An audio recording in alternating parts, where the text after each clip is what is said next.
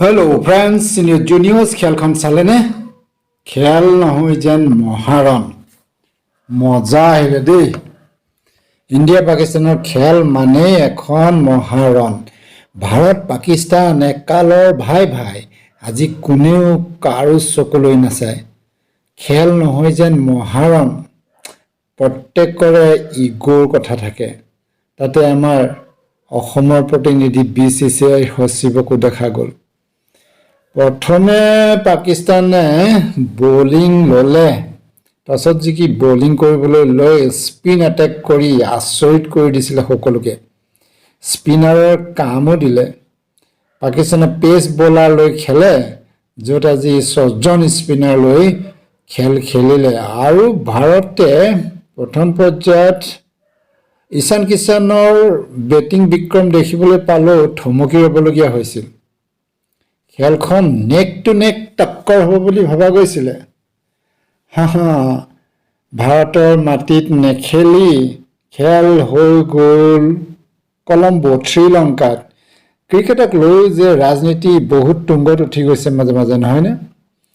কিন্তু ভাৰত পাকিস্তানৰ মাজৰ খেল বুলি ক'লে নীল বাইটিং হ'লে ভাল লাগে। পাকিস্তানে বেটিঙৰ ক্ষেত্ৰত বৰ লৰালৰি কৰি দিলে নেকি?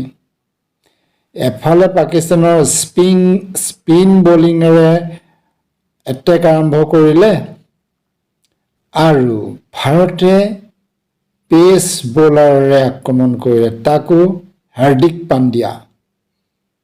পাণ্ডিয়াই প্ৰথমেই উইকেট পেলালে, তাৰপিছত বুমৰাহ। ভাৰতৰ ফ্লেগ আজি শ্ৰীলংকাৰ মাটিতো সগৌৰৱে জিলিকিল। LBW আপিল আছিল একিউৰেট। LBW আপিল আজিকালি কোনো গেজু কৰিব নোৱাৰে, আগতে আম্পায়াৰো খেলি দিয়ে বুলি কয়। ভাৰত আৰু পাকিস্তানৰ মাজত বোলে 11জন প্লেয়াৰ নহয়, 12জনে খেলে। ইণ্ডিয়াই পাকিস্তানত খেলিবলৈ গ'লে পাকিস্তানী আম্পায়াৰে পাৰ্টিচিপেট কৰি দিয়ে, আৰু তাৰ বদলালৈ ইণ্ডিয়াত পাকিস্তান খেলিবলৈ আহিলে ইণ্ডিয়াৰ আম্পায়াৰো পক্ষপাতিত্ব কৰে। মানে 11জনৰ বদলি 12জন খেলুৱৈ। কলম্বো যেন নালাগিছিলে আজি খেলখন চাই, এখন ভাৰতত হৈ থকা যেনে লাগিছিলে। ভাৰতীয় ফেন ফলোৱাৰ্ছৰ অভাৱ নাই তাত, একদম ইণ্ডিয়াত যেন খেল হৈছে।